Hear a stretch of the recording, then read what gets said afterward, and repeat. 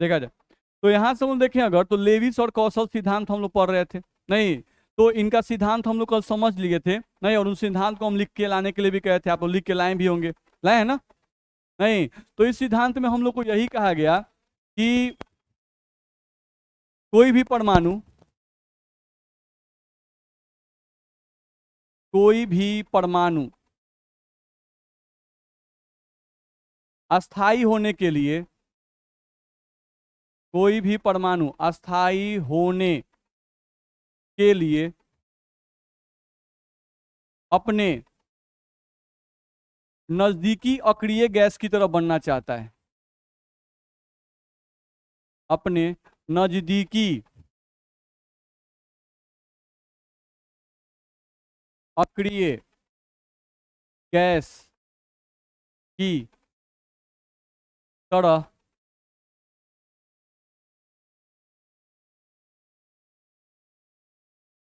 बनना चाहता है।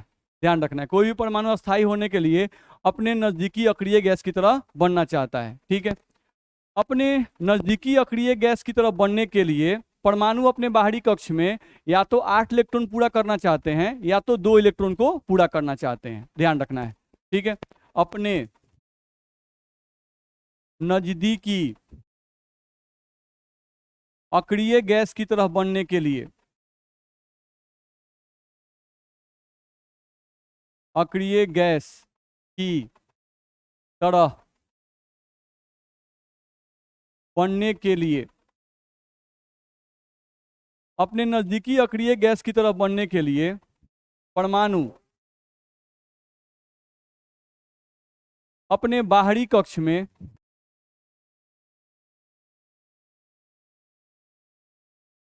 परमाणु अपने बाहरी कक्ष में 8 इलेक्ट्रॉन, 8 इलेक्ट्रॉन या 2 इलेक्ट्रॉन को पूरा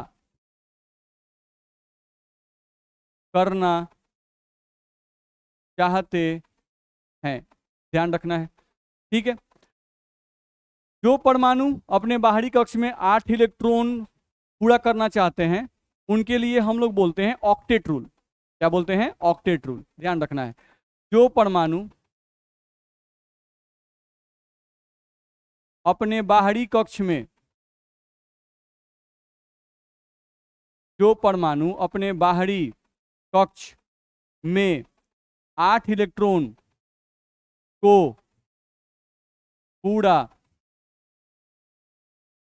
करना चाहते हैं, ध्यान रखना है, जो परमाणु अपने बाहरी कक्ष में 8 इलेक्ट्रॉन पूरा करना चाहते हैं वे ऑक्टेट रूल यानी लेविस का ऑक्टेट रूल, लेविस एंड कौशल का ऑक्टेट रूल, वे ऑक्टेट रूल फॉलो करते हैं, ऑक्टेट रूल फॉलो करते हैं, यानी ऑक्टेट रूल नियम का पालन करते हैं। ध्यान रखना है, सिंपल। और जो परमाणु अपने बाहरी कक्ष में 2 इलेक्ट्रॉन को पूरा करना चाहते हैं वो ड्यूप्लेट रूल का पालन करते हैं। ध्यान रखना है, ठीक है। तो ये कहा गया कि जो परमाणु अपने बाहरी कक्ष में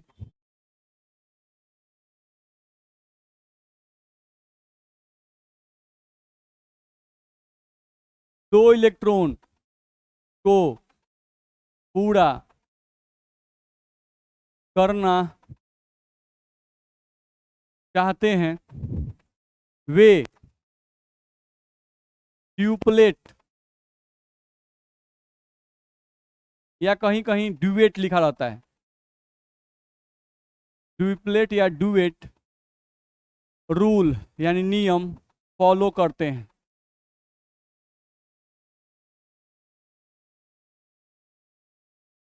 ठीक है, तो लेविस और कौशल का 2 रूल आया नहीं, एक आया ऑक्टेट रूल और एक क्या कहा गया? Duplet rule. नहीं, तो ऑक्टेट रूल का हिसाब मतलब ऑक्टेट रूल किस पर लगेगा? तो वैसे परमाणु जो अपने बाहरी कक्ष में 8 इलेक्ट्रॉन पूरा करना चाहते हैं उन पर ऑक्टेट रूल लगेगा, और वैसे परमाणु जो अपने बाहरी कक्ष में 2 इलेक्ट्रॉन पूरा करना चाहते हैं उन पे कौन सा रूल लगेगा? ड्यूप्लेट रूल लगेगा। बड़ा सिंपल है, ठीक है। अक्रिय गैस हमेशा ध्यान रखिएगा, अगर हम लोग अक्रिय गैस की बात करें अक्रिय गैस की अगर हम लोग बात करते हैं तो इसमें आपका हीलियम जिसका परमाणु संख्या 2, नियन जिसका परमाणु संख्या 10, आर्गन जिसका परमाणु संख्या 18, क्रिप्टन जिसका परमाणु संख्या 36, जेनन जिसका परमाणु संख्या 54। तो मान लो इतने को हम लिख लिए। नहीं, अब ये हमारे अक्रिय गैस हो गए, ठीक है। अब हीलियम के नजदीक अगर देखें तो हीलियम के नजदीक कौन कौन से परमाणु हो सकते हैं? हाइड्रोजन, लिथियम, नहीं हम लोग का बेरिलियम, ये 3 ऐसे परमाणु हैं नहीं जो किसके नजदीक होंगे? हीलियम के नजदीक, क्योंकि हाइड्रोजन का परमाणु संख्या 1, इसका कितना 3, इसका कितना 4। तो ये कुछ ऐसे परमाणु हैं नहीं 1, 3 और ये 4 जो किसके नजदीक हैं? हीलियम के। तो ये सब किसकी तरफ बनना चाहेंगे? हीलियम की तरफ बनना चाहेंगे। या एक बोरोन को हम ले सकते हैं, पास में आ रहा है। जैसे ही कार्बन तक आएंगे नहीं तो उसके बाद कार्बन का परमाणु संख्या कितना 6। तो अगर कार्बन का परमाणु संख्या 6 है तो ये कार्बन किसकी तरफ बनना चाहेगा? नियॉन की तरह। तो चलो, तो ये लोग जो हैं हाइड्रोजन, लिथियम और बेरिलियम जो हैं ये कौन सा रूल फॉलो करेंगे? ड्यूप्लेट रूल, क्योंकि ये लोग अपने बाहरी कक्ष में कितना इलेक्ट्रॉन करना चाहेंगे? 2 इलेक्ट्रॉन करना चाहेंगे। नहीं, अब इसके अलावा हम ले ले कार्बन, तो इसके नजदीक और क्या होगा? नाइट्रोजन, और इसके नजदीक कौन होगा? ऑक्सीजन, और इसके नजदीक कौन होगा? हम लोग का फ्लोरीन। इसके नजदीक और हम लोग कौन जाएगा? Fluorine, atomic number 9। बात समझ में आ रहा है? तो ये सब कार्बन, नाइट्रोजन, ऑक्सीजन, फ्लोरीन, इसके अलावा सोडियम, इसके अलावा मैग्नीशियम, इसके अलावा अल्युमिनियम, होगा कि नहीं? दिक्कत है। तो ये सब भी जो है देखें अगर 11, इनका परमाणु संख्या क्या है? 11, इनका कितना 12, इनका कितना 13। तो ये सब जो है वो 10 के ही नजदीक है ना भाई, मेरी बात समझ में आ रही है? तो जो लोग 10 के नजदीक हैं वो सब नियॉन की तरफ बनना चाहेंगे, ध्यान रखना है। नहीं तो 10 के नजदीक ये सब हैं, तो ये लोग अपने बाहरी कक्ष में 2 पूरा करना चाहेंगे कि 8? 8। तो ये सभी जो हैं ये सभी कौन सा रूल फॉलो करेंगे? Octet rule. मेरी बात समझ में आ रही है? नहीं तो बहुत कम ऐसे परमाणु हैं जो ड्यूप्लेट रूल को फॉलो करते हैं, ध्यान रखना है। ज्यादातर परमाणु जो है वो कौन से रूल को फॉलो करते हैं? ऑक्टेट रूल को ही फॉलो करते हैं। इसीलिए ऑक्टेट रूल जो है वो ज्यादा चलता है, बार बार ऑक्टेट रूल का ही यूज बार बार किया जाता है, ठीक है। किसी को कोई कंफ्यूजन नहीं ना है? चलो अगले पॉइंट पे आ जाओ, थोड़ा समझने की कोशिश करो। अब हम लोग देखें अगर तो ये कहा गया कि परमाणु जो है अपने बाहरी कक्ष में 8 इलेक्ट्रॉन को पूरा करना चाहते हैं, नहीं तभी वो अक्रिय गैसों की तरह बन पाएंगे, बोला गया। अब 8 इलेक्ट्रॉन को पूरा करने के लिए कुछ परमाणु इलेक्ट्रॉन का त्याग करते हैं, कुछ परमाणु इलेक्ट्रॉन को ग्रहण करते हैं और कुछ परमाणु इलेक्ट्रॉन का साझा करते हैं। नहीं 8 पूरा करने का अलग अलग तरीका होता है अलग अलग परमाणुओं का, नहीं ध्यान रखना है। तो ये पॉइंट हम लोग को ध्यान रखना होगा। अपने बाहरी कक्ष में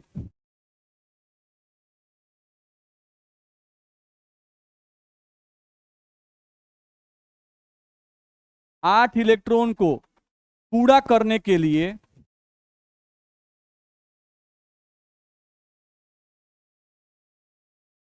नहीं अपने बाहरी कक्ष में 8 इलेक्ट्रॉन को पूरा करने के लिए कुछ परमाणु क्या करते हैं? कुछ परमाणु इलेक्ट्रॉन का त्याग करते हैं, कुछ परमाणु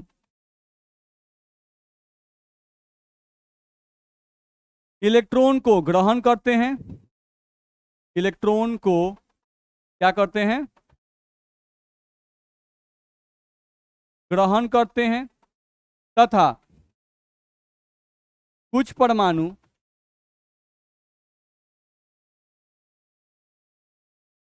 इलेक्ट्रॉन का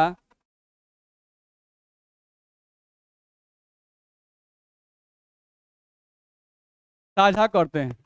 बात समझा रहे? अलग अलग परमाणु का प्रवृत्ति क्या है? अलग अलग, नहीं ध्यान रखना है। ये सुन के एक कहानी याद आता है, नहीं कछुआ और खरगोश वाला कहानी सुने हैं? नहीं कितना वो चेंज हो गया कहानी आज के समय में, नहीं चेंज करते करते समय के अनुसार वो कहानी कितना चेंज हो गया। बस मेरा पहले क्या था याद है? Slow and study wins the race, पढ़े थे ऐसा? नहीं धीमे चलो लेकिन लगातार चलो, नहीं तो आप रेस को जीत जाओगे। बस मेरा नहीं था पहले कि कछुआ और खरगोश में रेस लगा तो कछुआ जो है चलता रह गया, खरगोश को लगा ये तो बहुत जाके सो गया आगे, नहीं हुआ, कछुआ जो था आगे निकल गया। बस में आ रहा है, तो कछुआ जो था वो क्या हो गया, रेस जीत गया। ऐसा कहीं था कि नहीं? तो उस समय क्या कॉन्सेप्ट था, slow and steady wins the race. लेकिन जब वो खरगोश जो था उसको बहुत ही अफसोस हुआ, जब वो मरा नहीं तो अपने बेटे को सिखा के गया कि कभी भी कछुआ से अगर रेस लगेगा नहीं तो देखना सोना मत, अगर सोए तो हार जाओगे। तब जब उसका बेटा पैदा हुआ नहीं और उस कछुए का भी बच्चा आया तो फिर कछुआ का तो उसका दिमाग था कि इनको हराना है, नहीं बोला कि रेस लगाइएगा, तो बोला कि हाँ रेस लगाएंगे। अब खरगोश सोया नहीं, पूरा दम जब तक उसका जो बॉर्डर लाइन था उसको पार नहीं किया तब तक दौड़ता रह गया। तब कॉन्सेप्ट चेंज हो गया समय के अनुसार, fast and study wins the race. नहीं, तेज चलना पड़ेगा और लगातार चलना पड़ेगा तब आप रेस जीतिएगा। बस में आ रहा है, ये कॉन्सेप्ट आ गया, मेरी बात समझ में आ रही है? ठीक है, तो अब खरगोश चालाक हो गया, बेचारा कछुआ क्या हो गया, कमजोर हो गया। बस में आ रहा है, फिर कॉन्सेप्ट चेंज किया, बस में आ रहा है, फिर कहानी चेंज हुआ, बस में आ रहा है। तो क्या चेंज हुआ, तो अब जो था कछुआ और खरगोश नहीं, तो कछुआ अब जो अगला जो जनरेशन आया कछुआ का, वो खरगोश से पूछा, जो नया जनरेशन खरगोश था, कि रेस लगाइएगा?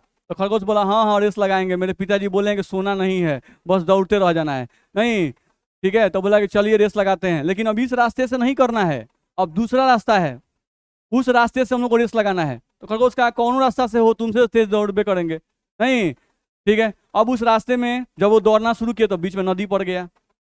बस में आ रहा है, तो नदी वाला कहानी आ गया भाई, कि नदी आ गया तो कछुआ जो था वो तो नदी पार कर गया, लेकिन खरगोश साहब रह गए। यानी कि अगर कॉन्सेप्ट फिर चेंज किया, यानी अगर आप धीरे चलते हैं तो अपना स्ट्रेटेजी चेंज कीजिए, यानी पढ़ने का तरीका बदलिए, नहीं जिससे आप औरों से आगे निकल सकें। बात समझ में आ रहा है? तो ये चेंज हुआ, बात समझ में आ रहा है। बाद में फिर कछुआ और दोस्त में दोस्ती हो गया, बात समझ में आ रहा है। और कछुआ और जो खरगोश थे वो नदी पार करना था जब भी, तो कछुआ के ऊपर खरगोश बढ़ जाता था और नदी पार हो गया। नहीं तो भी एक नया स्ट्रेटेजी आया, क्या कि अगर आप खरगोश हैं और अगर नदी नहीं पार कर पाते हैं, नहीं या कोई ऐसा कॉन्सेप्ट है जो आपका फंस जाता है, तो ऐसा संगत बनाइए, ऐसा दोस्त बनाइए नहीं जो आपको नदी पार करा सके। बात समझ में आ रहा है? अगर आप कमजोर हैं, आपको लगता है कि हम वीक हैं, हम स्ट्रांग नहीं हो पा रहे हैं अपने आप से, नहीं इस क्वेश्चन को नहीं सॉल्व कर पा रहे हैं, इस बात को नहीं समझ पा रहे हैं, तो ऐसे दोस्त बनाइए नहीं जो आपको नदी का पार करा सके। नहीं तो सब समय के अनुसार कॉन्सेप्ट चेंज कर गया है, बस में आ रहा है। तो अब स्लो एंड स्टडी वाला काम बहुत पुराना हो गया है, बात समझ में आ रहा है? चलिए तो हम लोग यहाँ पे कहानी आ जाए, तो कहा गया अपने बाहरी कक्ष में 8 इलेक्ट्रॉन को पूरा करने के लिए कुछ परमाणुओं को इलेक्ट्रॉन का त्याग भी करना पड़ता है। नहीं ध्यान रखना है, यानी आपको अगर स्टेबल होना है तो नींद त्यागिए, ज्यादा मत खाइए, बात समझ में आ रहा है, ज्यादा मत घूमिए, त्याग कीजिए, बस में आ रहा है। कुछ लोग इलेक्ट्रॉन को ग्रहण करते हैं, तो यानी पढ़ाई ग्रहण करना है, कुछ और नहीं समझ में आ रहा है। और कुछ लोग इलेक्ट्रॉन का साझा करते हैं, ध्यान रखना है, यानी टाइम को पार्टवाइज करके पढ़िए, लेकिन कैसे भी करके पढ़िए, ठीक है। तो स्टेबल होने के लिए जो भी पाथ आपके पास है उस पाथ को अप्लाई कीजिए और उस पाथ तक पहुंचने की कोशिश कीजिए, चाहे आपको जो भी करना पड़े, चाहे त्याग करना पड़े, चाहे ग्रहण करना पड़े, चाहे किसी का साझा करना पड़े। नहीं आप कोई भी पाथ अप्लाई कीजिए लेकिन अपने आप को स्टेबल कीजिए। तो एटम भी अपने आप को स्टेबल करने के लिए इलेक्ट्रॉन का कभी लॉस करते हैं, कभी गेन करते हैं और कभी साझा करते हैं। नहीं नॉर्मल अगर देखा जाए तो ऐसा कहा जाता है कि यदि किसी परमाणु के बाहरी कक्ष में 1 इलेक्ट्रॉन हो या 2 इलेक्ट्रॉन हो या 3 इलेक्ट्रॉन हो, तो सामान्यतः वैसे परमाणु इलेक्ट्रॉन का त्याग करते हैं। ठीक है, हम लोग क्या बोल रहे हैं कि कोई एटम ले लो, ये तुम्हारा हो गया एटम। अब इस एटम के बाहरी कक्ष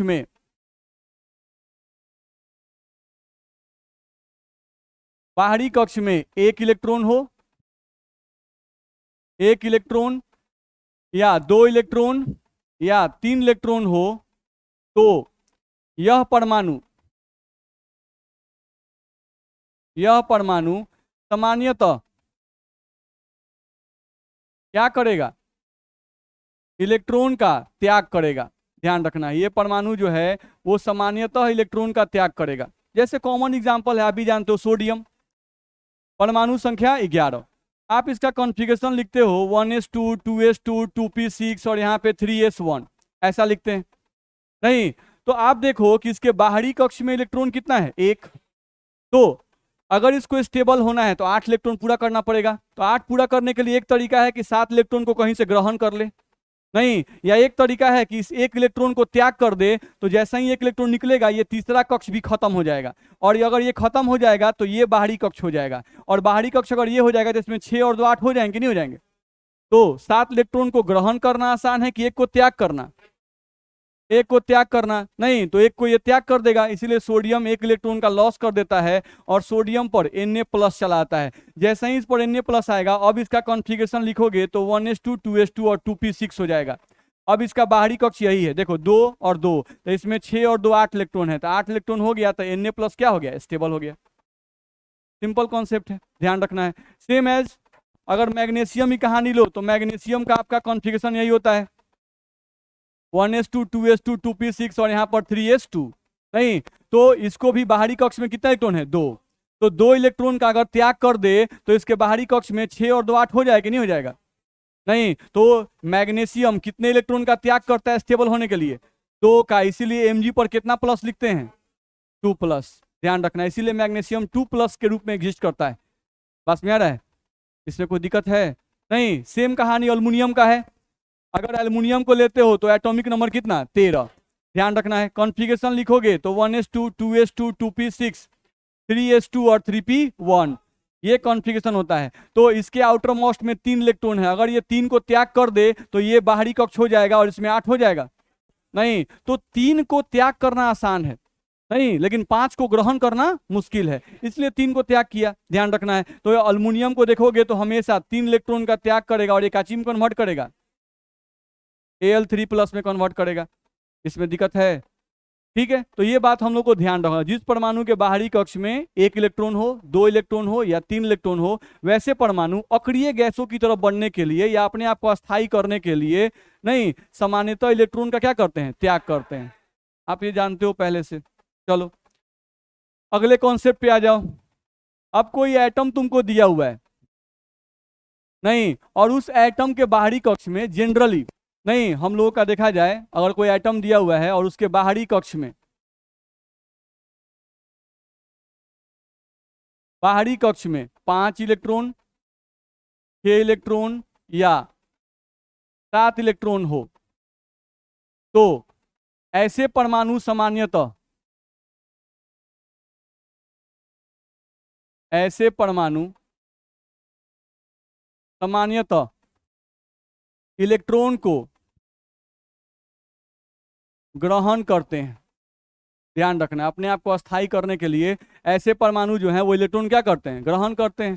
ठीक है, हम सब में सामान्यतः लगा रहे हैं, नहीं, सामान्यतः इसलिए लगा रहे हैं कि ऐसा हार्ड एंड फास्ट नहीं है कि ये हमेशा इलेक्ट्रॉन को ग्रहण ही करेंगे। ध्यान रखना है, इनके साथ भी ऐसा केस आएगा कि ये साझा करने लगेंगे, ठीक है, लेकिन जनरल केस है कि ये लोग क्या करेंगे, अगर इनको मौका मिले तो जनरली क्या करेंगे, ग्रहण करेंगे। ठीक है, चलो, तो जिनके भी बाहरी कक्ष में 5 इलेक्ट्रॉन हो, 6 इलेक्ट्रॉन हो, 7 इलेक्ट्रॉन हो, वो लोग क्या करेंगे, ग्रहण करेंगे।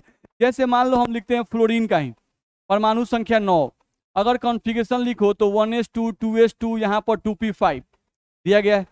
तो इसका बाहरी कक्ष देखो, ये 2 लिखा हुआ है, यहाँ भी 2 लिखा है, दोनों मिला के बाहरी कक्ष हुआ 5 और 2 7, तो इसके पास 7 इलेक्ट्रॉन है।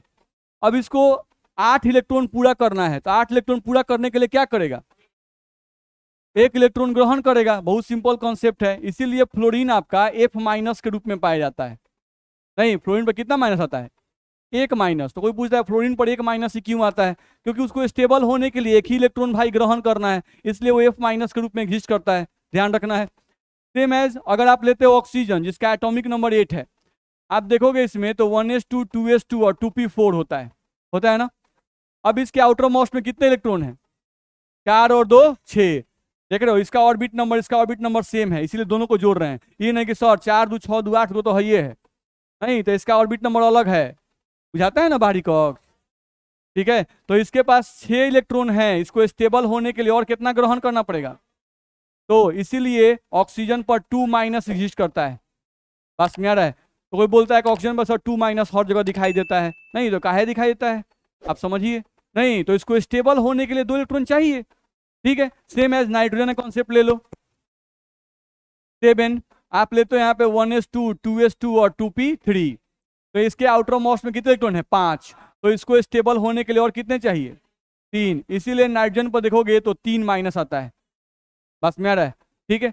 तो फ्लोरीन को स्टेबल होने के लिए एक इलेक्ट्रॉन चाहिए, तो एक इलेक्ट्रॉन चाहिए, इसीलिए फ्लोरीन हमेशा एक बॉन्ड बनाता है।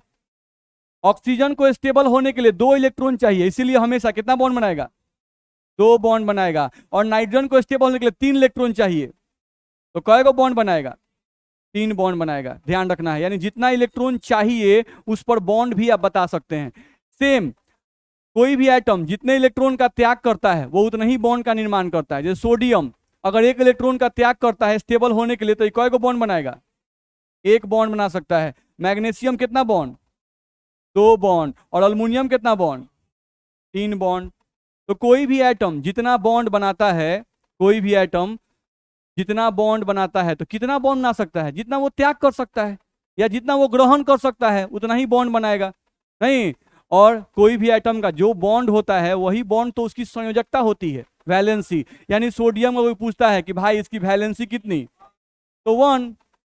एक बॉन्ड का मतलब एक वैलेंसी, वैलेंसी को हिंदी में क्या कहते हैं? संयोजकता, नहीं। मैग्नीशियम का वैलेंसी कितना हो जाएगा? 2 हो जाएगा। और इसका वैलेंसी कितना होगा? 3 होगा। बोलो दिक्कत है? किसी को कोई परेशानी आए? हाँ, तो शेयरिंग करेगा। कार्बन, सिलिकॉन, ये लोग जनरली क्या करते हैं? शेयरिंग करते हैं। ये जनरली कभी भी आपको आयनिक बॉन्ड का फॉर्मेशन नहीं करते हैं। हाइड्रोजन आयनिक बॉन्ड भी बनाता है और कोवैलेंट बॉन्ड भी बनाता है। हम पहले ही ये बताए थे कि कोई भी एटम जो है वो 100% आयनिक और 100% कोवैलेंट नहीं होता है। वो डिपेंड करता है किससे आप कंबाइन कर रहे हो। जैसे आप फ्लोरीन का एग्जाम्पल अभी लिए थे, सोचो अभी आप एग्जाम्पल किसका लिए? फ्लोरीन का। तो फ्लोरीन अपने आप को स्टेबल करने के लिए क्या करता है? 1 इलेक्ट्रॉन ग्रहण करता है। कहाँ से? कौन ना कौन परमाणु से, नहीं। तो कौन कमजोर परमाणु भेटाएगा तब ना छीन लीजिएगा। अब फ्लोरीन के बगल में फ्लोरीने साहब आ गए, नहीं, तो क्या करना पड़ेगा? साझा करना पड़ेगा। परिस्थिति, जैसे हम लोग परिस्थिति के गुलाम हैं, नहीं, ठीक है। आप डकैत हैं, बस में आता है रुपया पैसा छीनना आपका काम है, नहीं ना इसमें कोई ध्यान रखना है। मान लीजिए रुपया पैसा छीनना किसी का काम है, डकैत है, तो किससे छीनेगा भाई?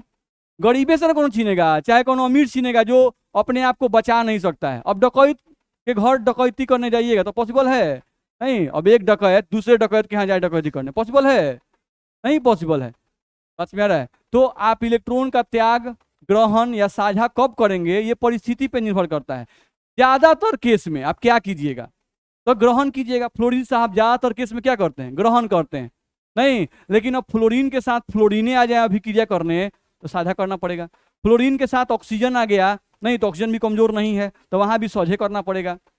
बस में रहे। तो ये सब परिस्थितियों पर निर्भर करता है कि कौन सा परमाणु किस परमाणु से अभिक्रिया करने जा रहा है। सामान्य तो इलेक्ट्रॉन का त्याग या लॉस, नहीं, त्याग या लॉस दोनों की बात है इलेक्ट्रॉन का त्याग या ग्रहण, इलेक्ट्रॉन का त्याग या ग्रहण, ये जनरली जो है ना, ये हम लोग बात तब करते हैं जब एक परमाणु धातु हो और एक परमाणु अधातु हो, नहीं, तभी ये बात 100% लागू होती है। बस में रहे। 100% भी बोलना बड़ा गड़बड़ है, नहीं, क्योंकि इसमें भी एक्सेप्शंस है जो हम लोग पढ़ेंगे इसमें, ठीक है। जैसे बेरिलियम पढ़िएगा तो बेरिलियम धातु है, नहीं। आप फ्लोरीन अधातु है, लेकिन बेरिलियम किसी के साथ आयनिक बॉन्ड नहीं बनाता, यानी कोई भी परमाणु आ जाए, कितना बढ़िया अधातु आ जाए, इलेक्ट्रॉन का त्याग नहीं करता है। धातु है, नहीं, फिर भी इलेक्ट्रॉन का त्याग नहीं करता है। ऊर्जा देने पे भी हम लोगों को संभावना बढ़ती है, लेकिन वो क्या कहते हैं ना कि जबरदस्ती का बॉन्ड, समझते हैं? एक बॉन्ड होता है ना, जबरदस्ती का बॉन्ड बन गया, हमको इलेक्ट्रॉन देने का मन नहीं है, नहीं, ऊर्जा दे दिए, जबरदस्ती करके बॉन्ड बना लिए, उसका बेचारा का मन नहीं लगेगा। उसको हमेशा मन करेगा कि जैसे इसका बॉन्ड को तुम खींच ले, देने का मन नहीं था, जबरदस्ती पीट पाट के आप ले लिए, बस में, तो हमेशा खींचले रहेगा, तो कहीं से फिर उसको ऊर्जा मिलेगा, बॉन्ड तोड़ देगा। बस में रहे। तो वो बॉन्ड स्टेबल नहीं होते हैं जो हाई टेम्परेचर पे या हाई प्रेशर पे बनाए जाते हैं। जनरली जो नॉर्मल कंडीशन में बॉन्ड बनते हैं, यानी कि मर्जी से जो बॉन्ड बने, एक एटम इलेक्ट्रॉन देना चाहता हो और एक एटम लेना चाहता हो, नहीं, तो बॉन्ड बड़ा स्टेबल बन जाता है। बस में रहे, अस्थाई बॉन्ड बनता है। हाँ सर बोलिए। एक बॉन्ड, वो तो 1 3 5 7, वो तो एक्साइटेड स्टेट में चला जाता है। नॉर्मल कंडीशन, हम लोग नॉर्मल सामान्य अवस्था में बोले, अगर ग्राउंड स्टेट की बात करें तो उस केस में क्लोरीन हो, चाहे ब्रोमीन हो, चाहे आयोडीन हो, वो सब एक एक बॉन्ड ही बनाता है। बस में आ रहा है। अब चूंकि फ्लोरीन के पास खाली कक्षक नहीं होते हैं, क्लोरीन के पास खाली कक्षक होता है द्विउप कक्ष, नहीं, तो उसके unpaired electron paired electron unpaired हो जाते हैं, जंपिंग ऑफ इलेक्ट्रॉन्स हो जाता है। तो और जोड़ा इलेक्ट्रॉन की संख्या बढ़ती है तो उस केस में बॉन्ड ज्यादा बना पाता है। बस में क्लोरीन का वैलेंसी 1 3 5 7 हम लोग याद करते हैं, मैक्सिमम 7 तक बना सकता है बॉन्ड। बात समझ आ रहा है? ठीक है, तो वो तो एक्साइटेड स्टेट की बात करते हैं, हम नॉर्मली अभी बात कर रहे हैं। इतना में दिक्कत है किसी को? आगे बढ़ सकते हैं। और किसी के मन में कोई क्वेश्चन है? बोलिए, किसी के मन में कोई क्वेश्चन?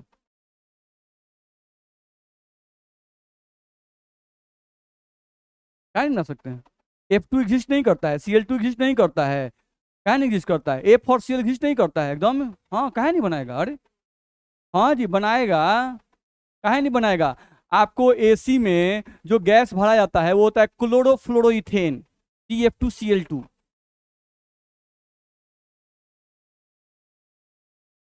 नहीं है? काहे नहीं बनाएगा? बनाएगा, सब एक दूसरे से बॉन्ड बनाता है। नहीं, मिलने पर है, बस में रहे। अस्थाई होने के लिए कौन मिलता है, ठीक है, उस पर डिपेंड करता है। और आप हम लोगों को क्या बनाना है उसके अनुसार हम एटम्स को नजदीक लाते हैं। बस मेरा है, आपके पास कोनो परिस्थिति नहीं है, जैसे आपको अच्छा लगता है कि तनी चिकन मिलता है, रोटी मिलता है, चावल मिलता है तो बड़ा मन करता है खाने का, नहीं जनरल। नहीं, अगर परिस्थिति आपकी अच्छी नहीं है बाई चांस, नहीं, तो जो मिलेगा वो नहीं खाइएगा। बस मेरा है, जो आपके सामने रोटी फेंक दिया जाएगा यही है, नहीं आप सोच रहे थे लेकिन अब वही है, तो क्या कीजिएगा? आधा घंटा इंतजार कीजिएगा, 1 घंटा इंतजार कीजिएगा, लास्ट में उसी को तोड़ के रूखा सूखा खाइएगा कि नहीं खाइएगा? डिपेंड करता है कि कौन सा स्थिति में परिस्थिति में हम लोग उसको कर रहे हैं। चलिए आगे बढ़ सकते हैं।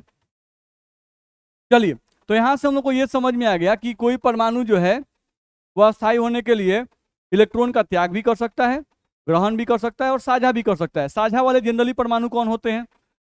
तो वैसे एटम, नहीं, जिनके बाहरी कक्ष में, जिनके बाहरी कक्ष में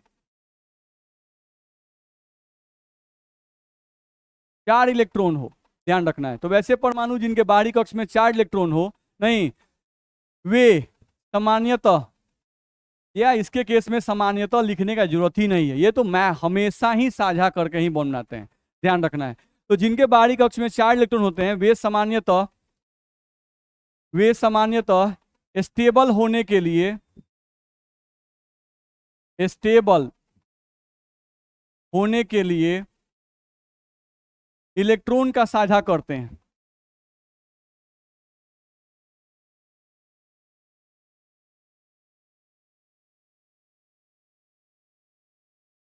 ध्यान रखना है। जैसे 4 इलेक्ट्रॉन वाले एटम देखें तो कौन से हैं? ग्रुप 4A, नहीं, जिसमें आपके कार्बन, सिलिकॉन, जर्मेनियम, नहीं, SN, PB ये लोग आते हैं, ध्यान रखना है। तो ये सब कुछ ऐसे एटम हैं, नहीं, जिनके बाहरी कक्ष में कितने इलेक्ट्रॉन होते हैं? 4। आप इसी का लिखते हो तो 1s2 2s2 और कितना 2p2 लिखते हो, तो यही बाहरी कक्ष है। इसके बारे में 2 और 2 4, तो इसके पास 4 इलेक्ट्रॉन है, नहीं, तो ये 4 इलेक्ट्रॉन है इसके पास, तो 4 इलेक्ट्रॉन को त्याग करना भी मुश्किल, नहीं, और 4 इलेक्ट्रॉन को ग्रहण करना भी मुश्किल। बात समझ में आ रहा है? क्योंकि हम लोग पढ़े हुए हैं किसी भी परमाणु से पहला इलेक्ट्रॉन निकालने के लिए कम ऊर्जा देनी पड़ती है, नहीं, दूसरा इलेक्ट्रॉन निकालने के लिए और ज्यादा देनी पड़ती है, तीसरा निकालने के लिए और ज्यादा, चौथा निकालने के लिए और ज्यादा। बात समझ में आ रहा है? नहीं, तो पहला इलेक्ट्रॉन निकालना ही आसान होता है, ठीक है। इसीलिए कहा जाता है कि जिस परमाणु को 1 इलेक्ट्रॉन त्याग करना होता है वो परमाणु हाईली रिएक्टिव होता है, नहीं, बात समझ में आ रहा है? वो क्या होता है? हाईली रिएक्टिव होता है। देखते हैं सोडियम, उसको स्टेबल होने के लिए सिर्फ 1 इलेक्ट्रॉन त्याग करना है, इसीलिए सोडियम जो है वो हाईली रिएक्टिव होता है। हवा से भी अभिक्रिया कर लेगा, पानी से भी अभिक्रिया कर लेगा, नहीं, किसी से अभिक्रिया कर लेगा।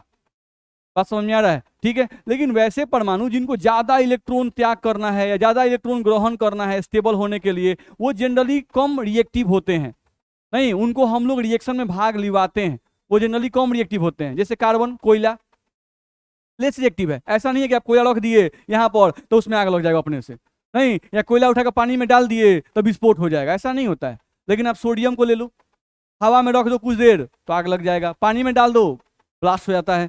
बात समझ में आ रहा है? तो कहने का मतलब है जैसे कार्बन का डायमंड भी बनता है, नहीं तो डायमंड का तो लोग ज्वेलरी यूज करते हैं, नहीं यूज करते हैं, ध्यान रखना है। अगर बहुत रिएक्टिव होता तो लोग पहनते नहीं, हाथ में पहने हुए आग लग गया, ले दिखाने के चक्कर में काम घबरा गया। मेरी बात समझ में आ रही है? तो हम लोग को यहाँ पर ध्यान रखना होगा, हम लोग को यहाँ पर ध्यान रखना होगा कि जिन लोगों के पास कम इलेक्ट्रॉन होते हैं, जिनको कम इलेक्ट्रॉन चाहिए या कम इलेक्ट्रॉन त्याग करना है स्टेबल होने के लिए, वो लोग हाईली रिएक्टिव होते हैं। जैसे फ्लोरीन आपका, इसको स्टेबल होने कितना इलेक्ट्रॉन चाहिए? एक। हाईली रिएक्टिव है भाई, किसी से रिएक्शन कर जाएगा, नहीं किसी से रिएक्शन कर जाएगा फ्लोरीन, ध्यान रखना, किसी से इलेक्ट्रॉन छीन लेगा। मेरी बात समझ में आ रही है? ठीक है, तो ये बात हम लोग को ध्यान में रखना होगा। तो यहां तक हम लोग को बातें समझ में आ गई। अब अगले पॉइंट पे आए।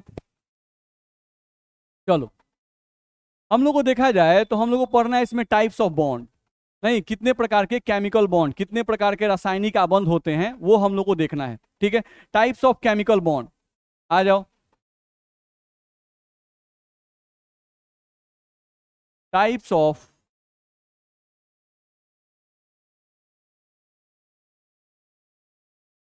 केमिकल बॉन्ड यानी कि रासायनिक आबंध के प्रकार।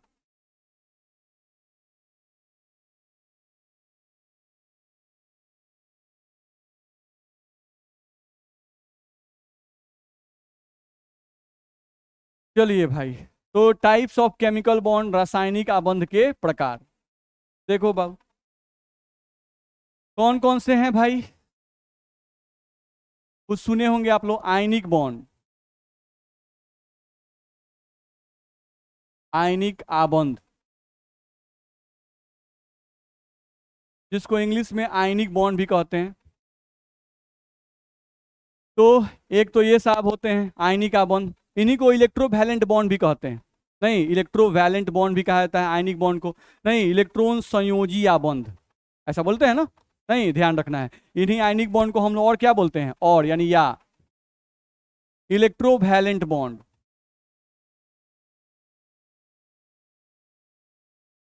ध्यान रखना है।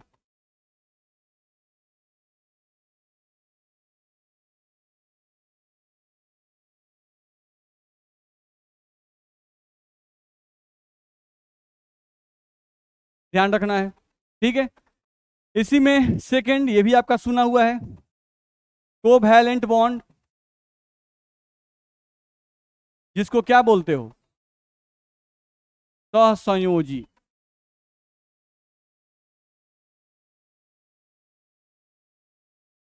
आबंध, या इसी को सहभाजन आबंध भी कहीं कहीं लिखा रहता है।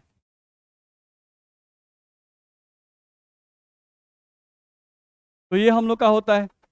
इसी में तीसरा, कोऑर्डिनेट बॉन्ड,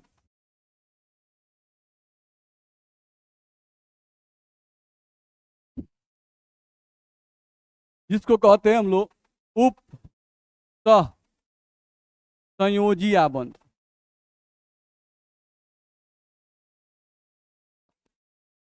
उप सह संयोजी आबंध। कोऑर्डिनेट बॉन्ड जो है इसको डेटिव बॉन्ड भी कहते हैं। कोऑर्डिनेट बॉन्ड जो है इसको डेटिव बॉन्ड के नाम से भी जाना जाता है, डेटिव बॉन्ड भी कहा जाता है, या इसी को देखा जाए तो सेमी पोलर बॉन्ड भी कहा जाता है।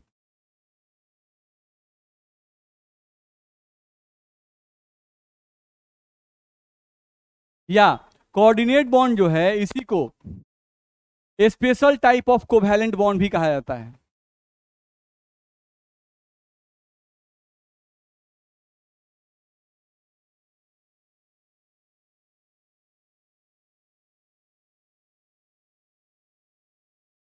ठीक है, क्योंकि देख रहे हो इसका नाम में नहीं लगा हुआ है कोवैलेंट बॉन्ड, नहीं यानी सहसंयोजी आबंध।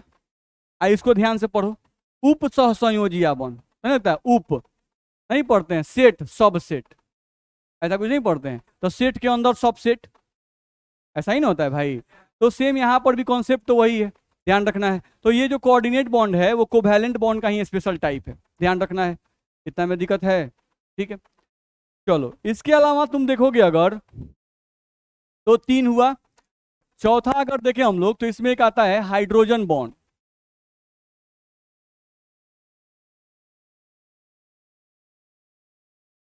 ध्यान रखना है, जिसको हिंदी में हाइड्रोजन आबंध कहते हैं। ठीक है, दो लिख रहे हैं, बताइए अब क्या आएगा? मेटालिक बॉन्ड, जिसको हिंदी में क्या कहेंगे? धात्विक आबंध। नहीं,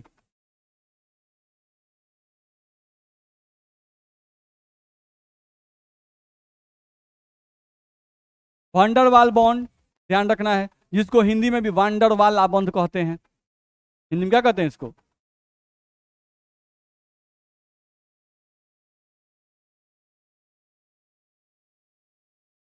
बोलो, किसी को दिक्कत है इसमें? तो ये हमारे बॉन्ड होते हैं। अब इसमें कुछ बॉन्ड ऐसे हैं जो प्राइमरी बॉन्ड होते हैं और कुछ बॉन्ड जो होते हैं वो सेकेंडरी बॉन्ड होते हैं। जैसे हम लोगों को देखा जाए तो मेनली आपका ionic bond, covalent bond, coordinate bond, ये आपके मेन बॉन्ड होते हैं, या हाइड्रोजन बॉन्ड, ये आपके मेन बॉन्ड के अंदर अंतर्गत आते हैं, ध्यान रखना है। ठीक है, और कुछ बॉन्ड ऐसे होते हैं जो सेकेंडरी बॉन्ड होते हैं, ध्यान रखना है। यानी ज्यादातर जो बॉन्ड नेचर में एग्जिस्ट करते हैं उनको प्राइमरी बॉन्ड कहते हैं, नहीं, और जो लोग कम मात्रा में पाए जाते हैं उनको हम लोग क्या कहते हैं? सेकेंडरी बॉन्ड के अंतर्गत रखते हैं। ठीक है, तो हम लोग अगले क्लास में और डिटेल करेंगे। आज के क्लास में इतना ही, ओके।